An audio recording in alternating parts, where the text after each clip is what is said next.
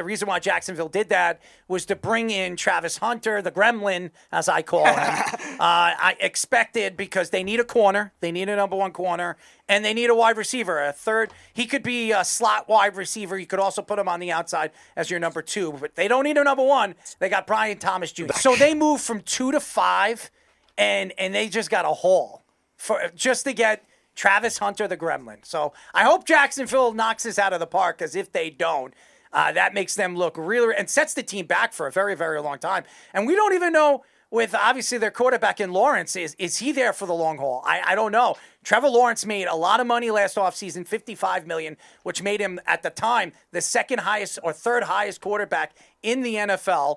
And then all of a sudden, couldn't even stay healthy all season long. He fell, I forget what he hurt, but he was out a significant, what did he play, 5 games, 6 games before he was out for the season. And then we saw some terrible quarterbacks play last year for the Jacksonville Jaguars. Jacksonville gave up a lot to move up from 5 to 2. That's a lot. That's a haul. I don't know if I would have done that. It's not surprising that Jacksonville did this, especially with the Giants. I got to give the Giants a little bit of credit here, because the Giants over the last week has been saying how great Travis Hunter is. I'm not going to be surprised if Travis Hunter is a failure, because Jacksonville has done this time and time again, moving up and doing the things that they've done, shaking the draft up, and it's not falling really on their side. So I'm interested to see how this really fares for them. But again, I got to give the Giants a little bit of credit, because the Giants all week were saying about how much they love Travis Hunter, that if Travis Hunter's there and he's sitting there, they're drafting him.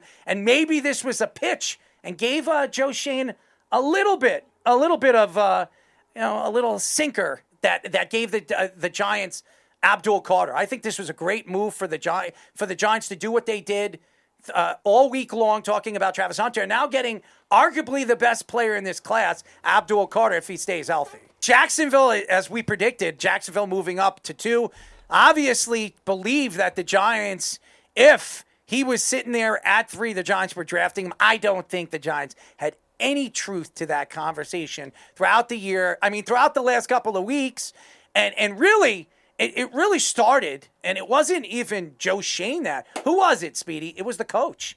It was Dable. He came out and said that he would love Travis Hunter, a guy that can play 2 sides of the ball. I could use him in so many different schemes. I'm excited about it for Jacksonville. For one, they got a extraordinary weapon as a football player. And for 2, he's going to bring that energy down there that they need. I mean, Trevor Lawrence is a pretty decent quarterback if he had enough tools. And, I mean, they're stocking up at receiver.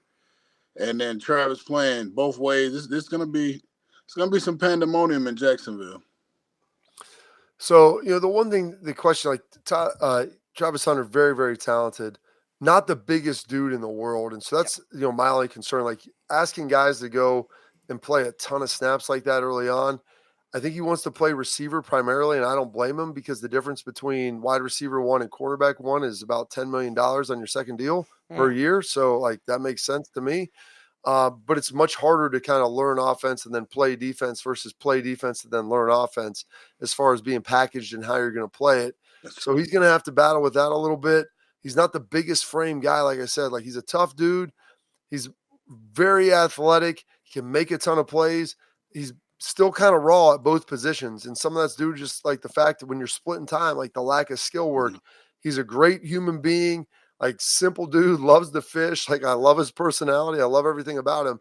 But it's going to be tough for him to do that. And so he's going to have to put a lot of work in, and they're going to have to manage that situation early on to make sure that you're not burning the guy out. Yeah, no, this is for both of you too. We talked about it on the show he was played literally almost 85% of all the snaps for Colorado. What realistically do you think he can play on the snaps on both sides of the ball, like percentage-wise? I would say if you can play that wide out, they'll rotate you in and out a little bit. But if he could probably play 80 to 90% on one side and 30 to 50 on another, getting you to somewhere around 70 to 75, I mean, listen, because he's going to have to get a little bigger. And as you get bigger, you just can't physically handle the load as much, with all of the running. And I mean, let's be honest, like Colorado, like it's good. They played some good competition. But if he had to sit there and guard one of these receivers that's a first round guy every single game and then flip over and play wide out, like that's a whole nother beast than if you can sit there and you're playing some guys that are just good college receivers. You can kind of chill and no one's throwing at you because they know that you'll burn them. So like that's the one thing I'm like, I'm not saying he can't do that. And I'm not saying he can't cover them, but covering those guys and then spinning back around after like, hey, we just punted, time to go back on offense or defense. Like that's a whole nother beast, man. Absolutely. I totally agree. I think he should play no more than 65 snaps per game. Like no matter what way they ration it, I think 65 snaps should be his max out per game if they want to get everything they need out of this player.